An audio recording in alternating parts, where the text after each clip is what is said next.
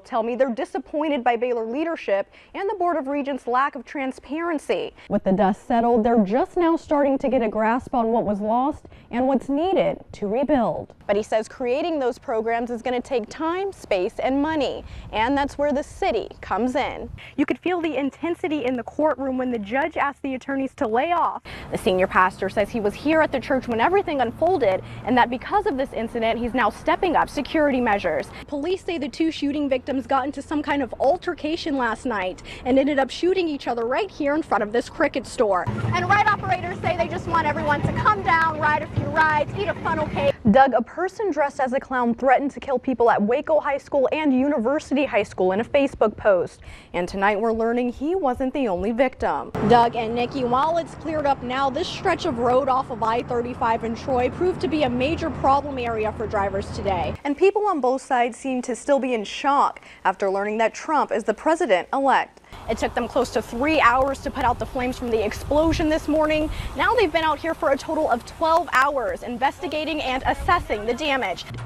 While the checkup may seem scary at first, oftentimes once men step through this door, they find out that it's not as scary as it first seemed. The students say they saw the creepy clowns right up here on these railroad tracks behind the school, and that once the clown was spotted, it got up and ran away to hide in these bushes before eventually disappearing. There's at least 3 areas in the city alone that fall under this category, and several others scattered throughout central Texas. These new drones are much safer and more efficient than human observers. He spent a lot of time on the streets here in KCEN and now wants to use things like chess to try and reach at-risk youth. 9 shootings one week, a murder-suicide another week. What can people living in these affected areas do to help your officers stop violence?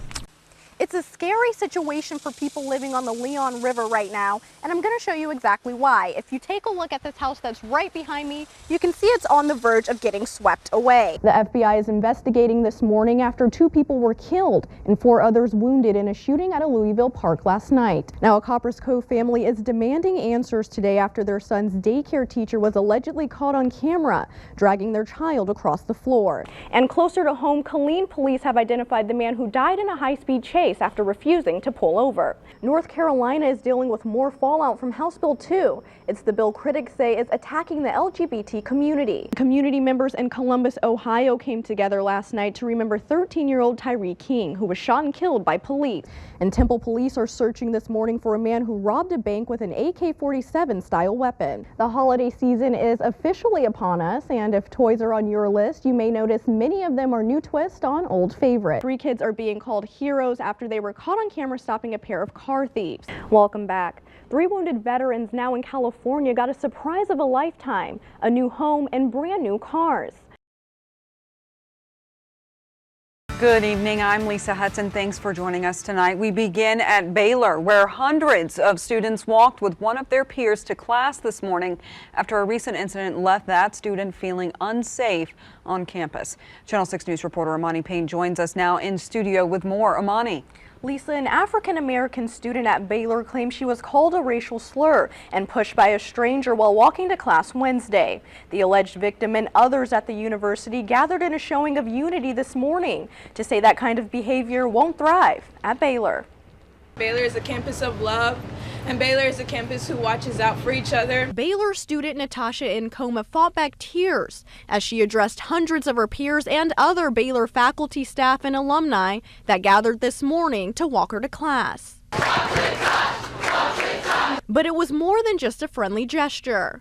Earlier in the week, Natasha claims a complete stranger shoved her and called her the N-word on campus. She says the guy who did it said it was because he was trying to make America great again. Natasha shared her story on Twitter. It went viral and sparked the hashtag #IWalkWithNatasha and this. We thank you for the opportunity to come together and to stand with our sister. A halt in the day for a peaceful prayer and walk across campus to make sure Natasha made it to class safely and to ensure that other students wouldn't have to go through something similar. I teach here, and I need every student that I teach to know that they are safe and they are loved. I do hope that it'll create a safer campus, but if it doesn't, the campus also knows that we stand with the marginalized, we stand with the other.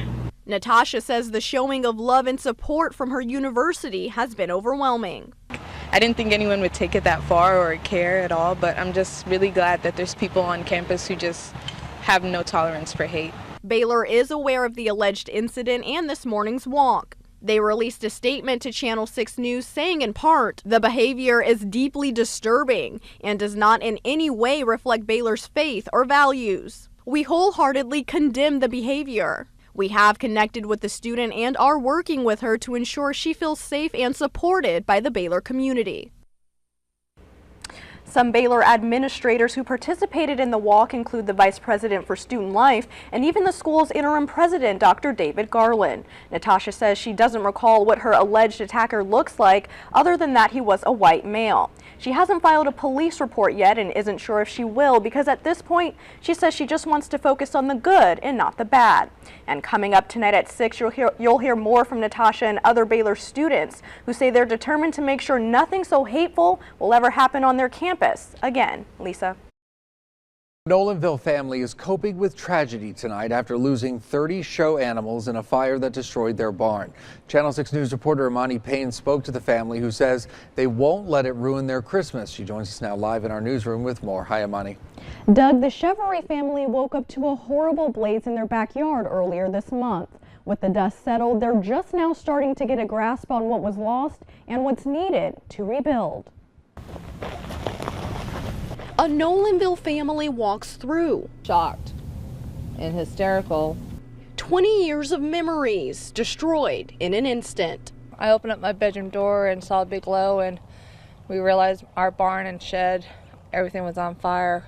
A heat lamp sparked the fire, destroying the Chevrolet family's barn and 2 sheds. But it also took away something that can't be rebuilt. I started crying because those were like my family too. 13-year-old Caitlin Chevery's 30 show animals that were living in the barn turned to ashes too.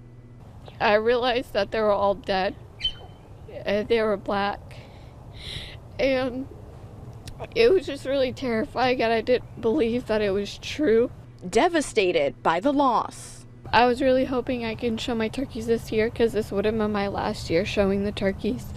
But now I can't because they're all dead. The family also lost their dirt bikes, tools, and a separate shed full of crafts and family memories, including baby pictures. But they say as long as they have each other this Christmas, they're thankful and driven to rebuild.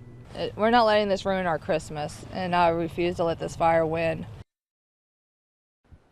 Now, for information on how you can donate to the family, we'll have a link to their GoFundMe account on our website. That's KCENTV.com. Doug. Students are getting physically assaulted in Killeen, and officials appear to be doing nothing about it. That's according to parents in the area who say the violent behavior has been going on for far too long. Channel 6 News reporter Imani Payne reports. This scene doesn't come as a surprise to some Shoemaker High parents who say violence has overrun the school. It's a sport for them. You can even find flyers online announcing the next smackdown. It's a situation one local mom hoped her son would never have to experience. Walking home from school about 5:30, I got a phone call, and it's Matt, and he says about 30 kids just jumped us. Shelly Hewitt says her son has been jumped multiple times by his peers at Shoemaker High and claims that the school and local police officials aren't stepping in to help. They're passing the buck to the other person. Oh, well, you need to contact the school. Well, you know what? I've contacted the school. Same as the other mom, I've never heard back from my AP. Never heard back from anybody. And she's not alone. This mom withdrew her son from Shoemaker last week after he was jumped. My son got jumped at school. The school did not notify me. They did not medically evaluate him, and they let him get on a bus and ride home for an hour with a concussion. And a third claims her son was jumped by 15 kids after school one day. They had to take him to the emergency room.